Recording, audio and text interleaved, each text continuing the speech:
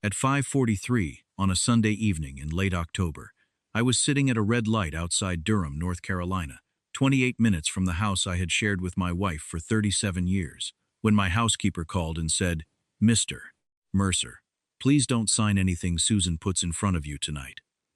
I remember staring at the green arrow after it changed and hearing a horn behind me because for a few seconds I forgot I was driving. Maribel Santos had worked in our home for 14 years. She was 60 herself, steady as a church clock, the kind of woman who could tell from the sound of my footsteps whether my bad knee was acting up and who had never once called me during her day off. Her voice that evening sounded thin and hurried. I asked her what she meant. She said, "I can't explain while I'm here. Go somewhere public, check the scan history on your office printer. And Mr. Mercer, please don't tell Mrs.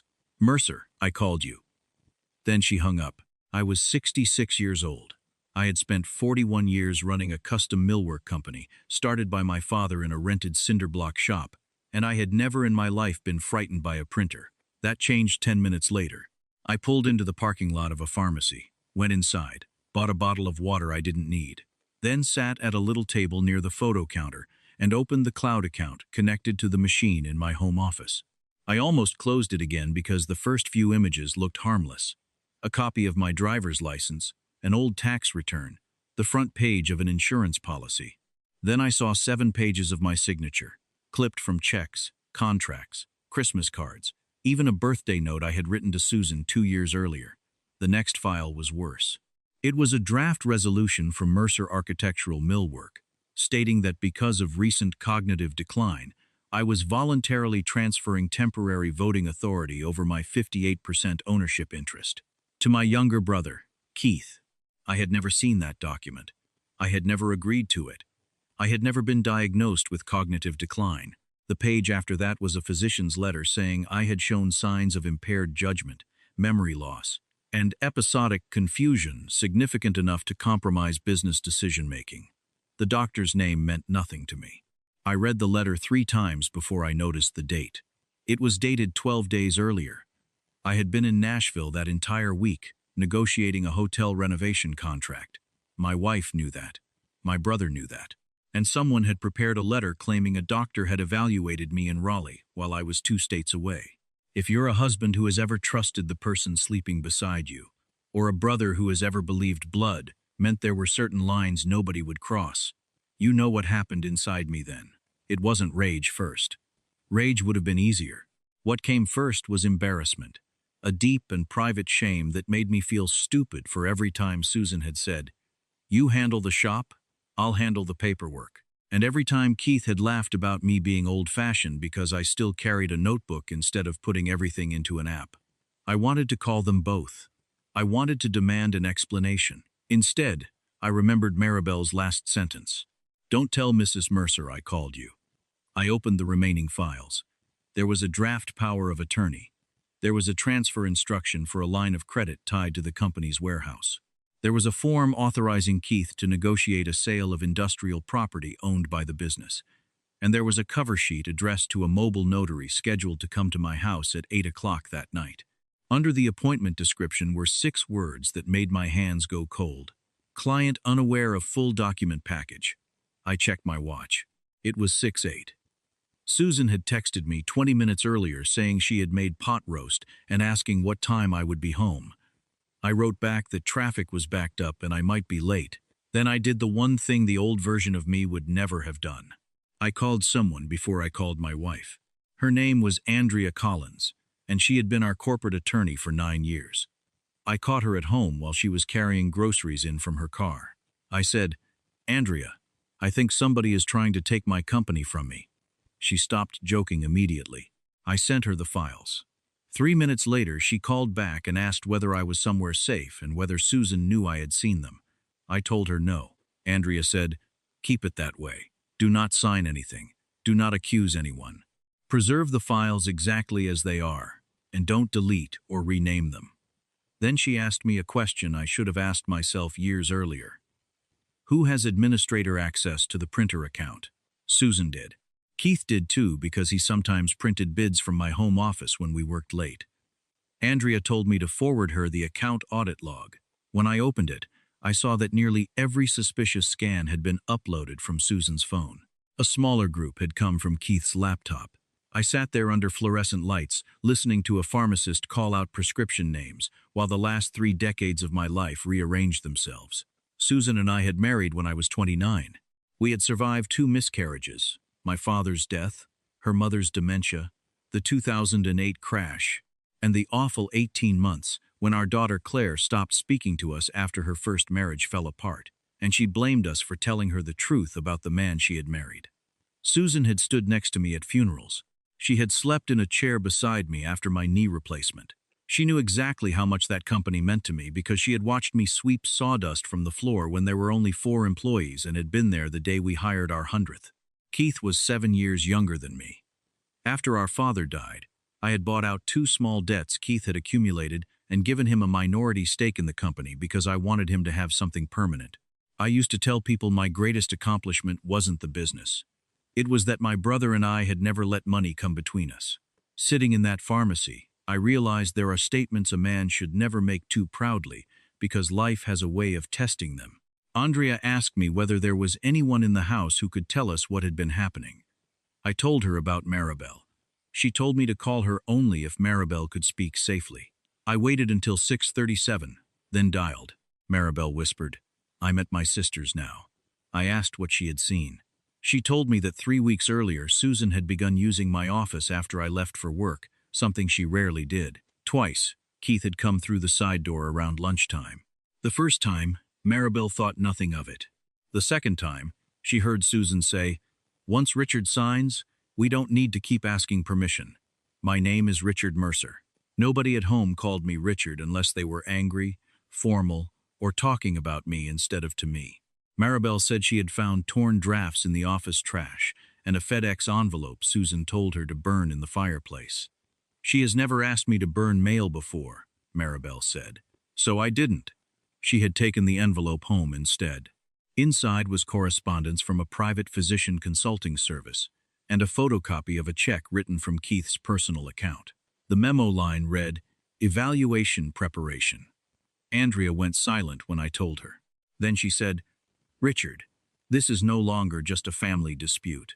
She asked Maribel to photograph every page and send them to a secure address. Maribel hesitated. "Will I lose my job?" she asked. That question hurt almost as much as the documents. This woman had just risked 14 years of security to warn me, and her first fear was whether doing the right thing would leave her unable to pay rent. I told her, "Maribel, whatever happens between Susan and me, you are not losing your livelihood because you told me the truth." She started crying quietly. I did too, though I was glad neither of us could see the other. At 7:02, Andrea told me not to go home. She wanted to verify the supposed doctor, notify our bank's fraud department, and speak to a litigator she trusted before Susan realized anything was wrong. I checked into a hotel near Research Triangle Park and texted Susan that a supplier emergency had come up. She answered with a heart emoji and wrote, "Don't work too late, old man." I stared at those words for a long time. 4 hours earlier, they would have made me smile. By Monday morning, the story had already become worse than anything I had imagined Sunday night. Andrea met me at her office at 7:30 with coffee, printed documents, and a woman named Denise Harper, a civil litigator who spent most of her career dealing with business fraud and disputed powers of attorney. The first thing Denise did was tell me she was going to ask questions that would feel insulting. Had I experienced memory problems? Had I missed meetings? Had anyone raised concerns about my driving, finances, medications, or decision-making? Had Susan taken me to a doctor recently? Had Keith ever suggested I retire? I answered carefully because I understood what she was testing. I had forgotten a lunch date with Claire in July because a job site issue ran late. I had misplaced my glasses twice in 1 week. I had also approved a $9 million hotel contract, negotiated a union labor dispute, passed my annual physical, and personally reviewed payroll every Friday. Denise nodded and said, "Being 66 is not evidence of incompetence." Then she showed me what her investigator had already confirmed. The doctor whose name appeared on the letter was real, but he had never evaluated me.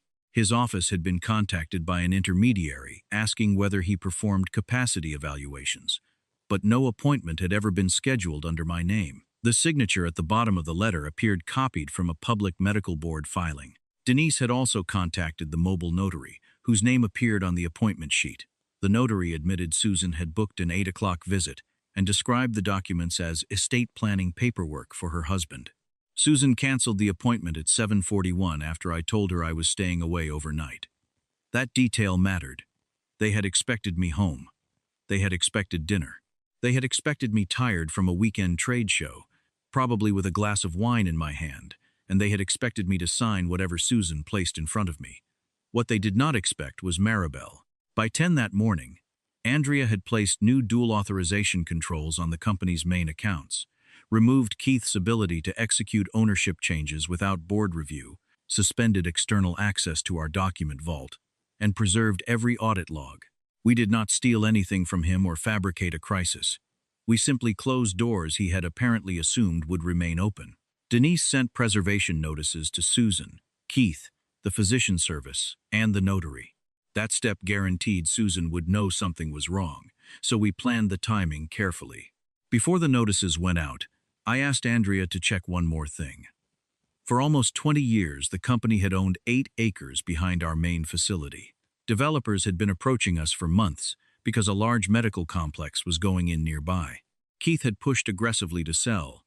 I had resisted because the land gave us room to expand. Andrea pulled the latest corporate records and discovered a draft brokerage agreement authorizing Keith to negotiate the property's sale. It had not been executed, but attached to it was a proposed resolution transferring my voting rights to him. That was the document Susan intended to put under my hand. The sale price in Keith's draft was nearly $3 million below an appraisal I had commissioned 6 months earlier. The buyer was a limited liability company, formed less than 2 months before. Denise's investigator needed until Tuesday afternoon to find out who controlled it. When he did, I almost admired the nerve of my brother. The company belonged to Keith's adult son and one of Keith's golfing partners. If the plan had worked, they could have bought our land cheaply, transferred it again after the medical development was announced, and made millions. My supposed mental decline wasn't the reason for the transaction. It was the tool they intended to use if I objected. That was the midpoint where my grief changed into something harder. An affair, if there had been one, would have broken my heart. This was different. This was a campaign.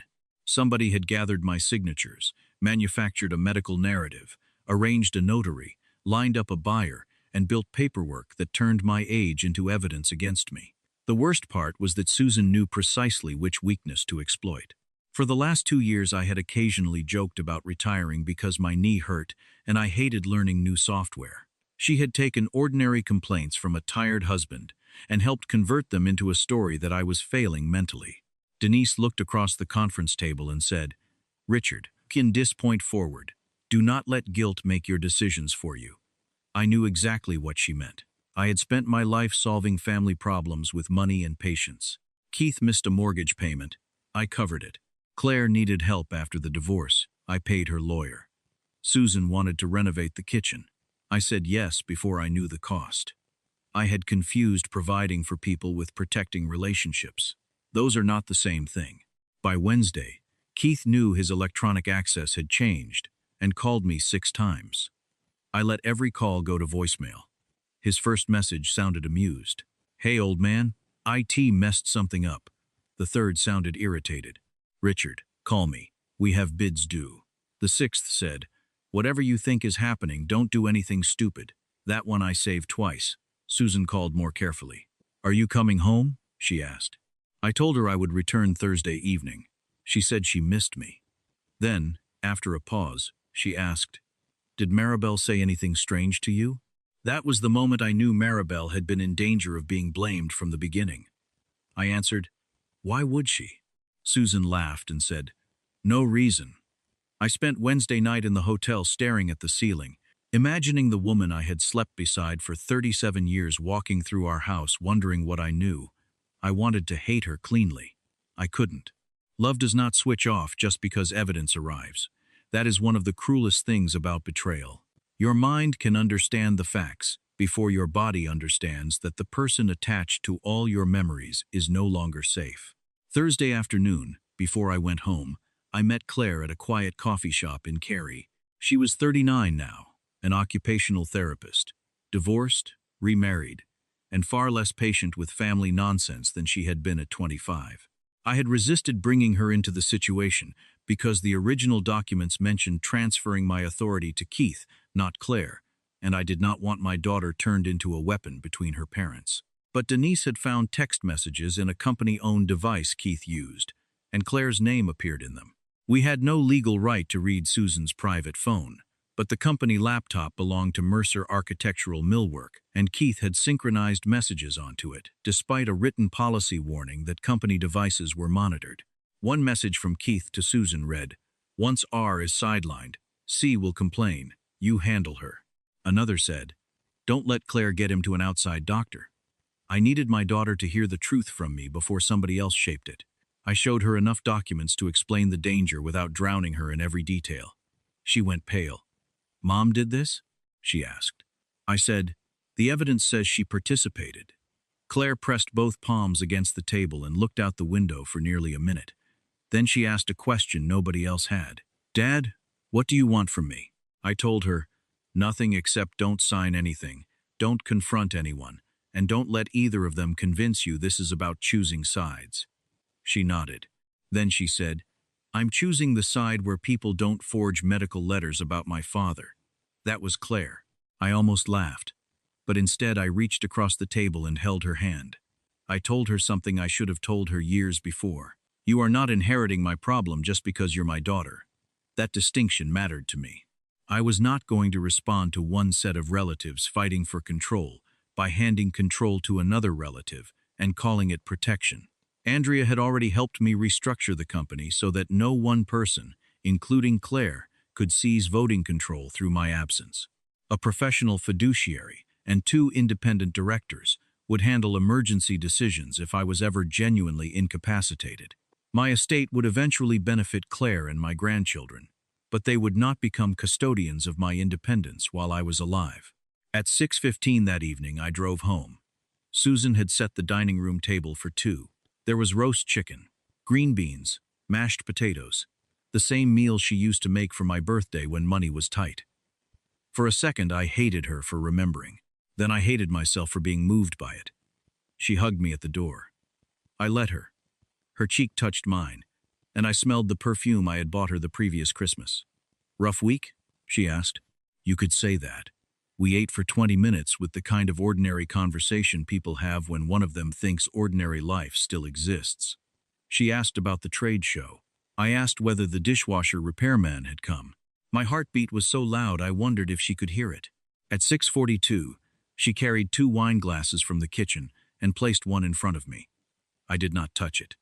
Then she brought a cream-colored folder. "There's one boring thing I need you to sign," she said. "Keith's accountant wants it before tomorrow." I looked at the folder but did not open it immediately. Susan smiled. "It's just temporary authority in case you're traveling. We've talked about simplifying things." We had never talked about anything of the kind. I asked, "Why tonight?" She shrugged. "Because the notary can come by." There it was, said casually, like scheduling pest control. I opened the folder. The top page was not the full voting rights resolution Andrea had seen. They had simplified the package, probably because my delay had made them nervous. It gave Keith broad authority to sign on behalf of the company during periods when I was unavailable or medically unable. A separate page authorized Susan to act for me in certain personal financial matters. I flipped to the signature page and saw 2 little yellow tabs waiting for my name. "Where did you get this?" I asked. Susan's face tightened slightly. "Keith's attorney." "Which attorney?" "Richard, don't start cross-examining me. It's late." Then the doorbell rang. Susan glanced toward the foyer and exhaled with relief. "That'll be the notary." I stood up. She said, "Can we please just get this done?" I walked to the front door and opened it. The man standing on my porch was not a notary. It was Andrea, carrying a black leather folder. Denise stood beside her. Behind them, parked at the curb, was an investigator from the county sheriff's financial crimes unit who had agreed to receive the evidence package that evening after Denise contacted the office. I stepped aside and said, "Come in." Susan stopped halfway out of her chair. Her expression changed before anybody spoke. Andrea placed her folder directly on top of the document Susan had wanted me to sign. I looked at my wife and said, "You spent weeks building a case that I couldn't manage my own affairs. I thought tonight would be a good time to show you how well I still can." I won't pretend what followed felt triumphant. That would make a better revenge story, maybe, but it would not be the truth. Susan's first response was denial. She said Keith had handled everything. Then she said she was only trying to protect me. Then she said the medical letter was never meant to be used unless I became difficult. I asked what difficult meant. She looked at Andrea instead of me. Denise opened the evidence packet and placed copies on the table one at a time. Printer logs, the false medical letter, the notary scheduling record, the below-market property agreement, the shell company registration connected to Keith's son, the correspondence Maribel had saved, and the check from Keith marked evaluation preparation. Susan stared at the documents like they had appeared from nowhere. "You went through my things," she said. Denise answered calmly, "No one needed to. You used a company system, a household cloud account Richard co-owns, and third parties who maintained their own records." Susan finally looked at me. "You called the police?" Her voice cracked on the word police, and I thought about Maribel's voice 4 nights earlier. "I reported evidence of attempted fraud," I said. "What happens with it is no longer something I get to erase because you're my wife." That was the decision several people later told me was cruel. I don't believe it was. For most of my life, family loyalty meant cleaning up problems privately. But secrecy is not loyalty when secrecy protects the person doing harm instead of the person being harmed. The investigator came inside only after Denise finished explaining the preservation process. He did not put Susan in handcuffs at my dining table. Real life is usually slower than that. He asked whether she was willing to answer questions voluntarily. Denise advised her to obtain her own lawyer. Susan refused to speak further. Keith, meanwhile, made his own mistake. The moment Susan texted him that lawyers were at the house, he drove to our warehouse and attempted to access a locked office containing corporate minute books and transaction records. The building's security system logged his badge at 8:19 p.m. His badge no longer opened the records room. At 8:27, camera footage showed him trying the side entrance. At 8:41, after calling our operations manager and demanding access, he was told to leave the property. By Friday morning, our board held an emergency meeting. I recused myself from the disciplinary vote because I wanted no one later claiming I had used the company to settle a family score. The 2 independent directors and Andrea reviewed the evidence. Keith was suspended from all management duties while the investigation proceeded. His minority ownership did not vanish. I could not simply take what legally belonged to him, and I would not have wanted to. But ownership was not the same thing as permission to run the company. That distinction saved us. The proposed land sale was formally rejected. The lender froze the suspicious transfer request. The physician whose signature had been copied retained counsel of his own and cooperated with investigators. The mobile notary provided her scheduling messages. The private consulting service turned over the inquiry Keith had made about capacity evaluations. Piece by piece, the plan that depended on me being confused became easier to understand. The irony was almost too neat. They had tried to prove I could not track details, and the details were what buried them. Susan moved into a furnished apartment the following Monday. I did not throw her clothes onto the lawn. I did not empty our accounts. I did not call Claire and tell her to cut off her mother. I changed passwords, separated what needed separating under legal advice, and filed for a formal separation. When Susan asked whether there was any chance we could repair the marriage, I told her the truth. I don't know what forgiveness might look like someday. I know it cannot look like pretending this did not happen, she cried. I cried after she left. Those 2 facts can exist together. You can love a person and still know they are no longer allowed to stand close enough to hurt you again. A month later, Keith was charged in connection with attempted fraud, identity misuse, and falsified documents. Susan's lawyer negotiated her cooperation, and I will leave the courts to decide exactly where responsibility ends for each of them. I did not ask for the harshest punishment. I also did not ask anyone to make it disappear. That difference mattered to me. For years I had thought strength meant protecting everybody from consequences. I finally learned that consequences are sometimes the only thing separating mercy from permission. By Christmas, the house felt too large. Claire kept inviting me to stay with her and her husband, but I wanted to learn how to be alone before I turned loneliness into somebody else's responsibility. I sold the big place the following spring, not because Susan had forced me out of it, but because I realized I was maintaining rooms I no longer used for a version of family life that no longer existed. I bought a smaller brick house 10 minutes from the shop, with a screened porch, a narrow backyard, and a detached garage where I could build furniture without an employee appearing every 5 minutes with a question. I kept control of the company, but I changed the structure permanently. 2 independent directors joined the board. No family member could gain emergency control merely by presenting a letter about my health. If I ever became truly incapacitated, a doctor I had selected in advance would have to confirm it with a second independent physician. Andrea told me I had become annoyingly thorough. I told her that was what she was billing me for. Claire stayed my daughter instead of becoming my financial gatekeeper, which I believe preserved something important between us. She visited Susan on her own terms. I never asked what they discussed. Keith and I spoke only through lawyers for nearly a year. People sometimes ask whether losing my brother hurt more than losing my wife. I don't know how to measure grief that way. Susan knew the intimate map of my life. Keith knew the history of it. One betrayed the man I had become. The other betrayed the boy who had once promised our father we would always look after each other. There is no scale for that. But there was another relationship in the story. One nobody in my family had considered powerful enough to matter. Maribel started coming to the new house every Thursday. I offered her a year's severance and told her she never needed to work for me again if staying around the mess made her uncomfortable. She looked offended. "Mr. Mercer, your kitchen will become a public health problem in 2 weeks." I laughed harder than I had in months. I increased her pay, funded a retirement account with her consent, and put in writing that any future dispute among my relatives would never affect what I owed her. I did not give her money because she saved me like some hero in a movie. I did it because she had shown me what loyalty looked like when loyalty was expensive.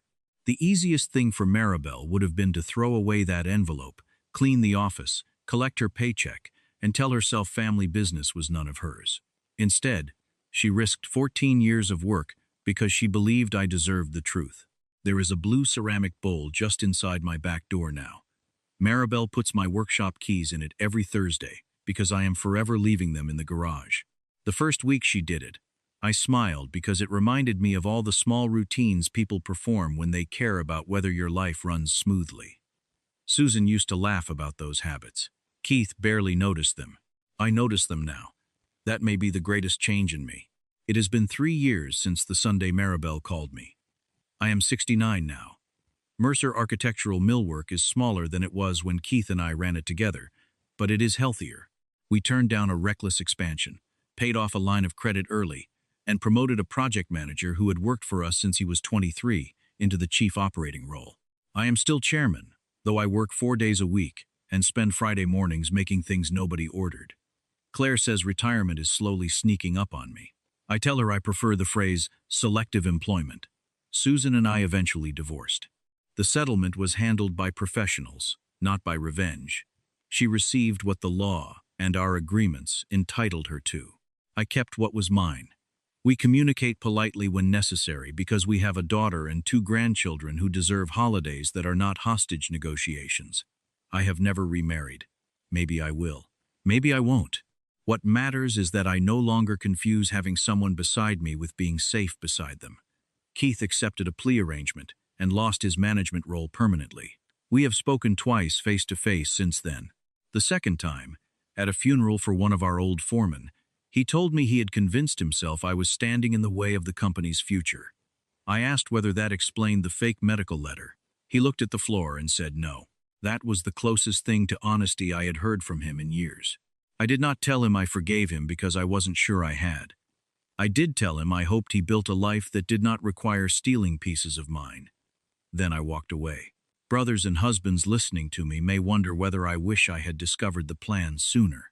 Of course I do. I wish I had read every document. I wish I had asked harder questions. I wish I had recognized how often Keith had been testing whether I was ready to step aside. But regret has limits. At some point, replaying your own trust becomes another way of helping the person who betrayed it. I trusted my wife because she was my wife. I trusted my brother because he was my brother. Those were not sins. Refusing to look at evidence once it appeared would have been. There is a difference. The people who tried to push me out of my own life had my last name, shared my holidays, and knew exactly which stories I told about myself. The person who protected me was a woman who arrived every Thursday morning with sensible shoes, tied her hair back, and noticed what everyone else assumed she would ignore. Maribel never called herself brave. She still rolls her eyes when Claire says she saved my company. I made a phone call, she always says. Maybe that is the lesson I understand now. The moments that change your life do not always arrive with sirens. Sometimes, they arrive as a quiet warning from someone whose loyalty you took for granted because it had never demanded attention before. So if you are a father, a husband, a brother, or simply a man who has spent years assuming the people around you know you appreciate them, pay closer attention to the ones who do the small, honest things when there is nothing to gain. Notice who tells you the truth when silence would be safer. Notice who protects your name when you are not in the room.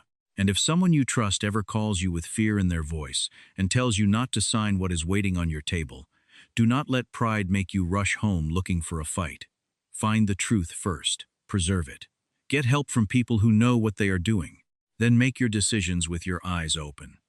I spent most of my life believing loyalty was proven by how much you were willing to forgive. I was wrong. Sometimes loyalty is proven by the person willing to stop you from being fooled, and self-respect is proven by what you refuse to excuse once you finally know the truth. Every Thursday, when I come in from the garage and see my keys sitting in that blue ceramic bowl, exactly where Maribel left them, I remember the night one phone call saved me from signing away far more than a company. It saved me from surrendering my own judgment to people who had already decided I no longer deserved it. And at 69 years old, after everything that happened, there is one thing I know with absolute certainty.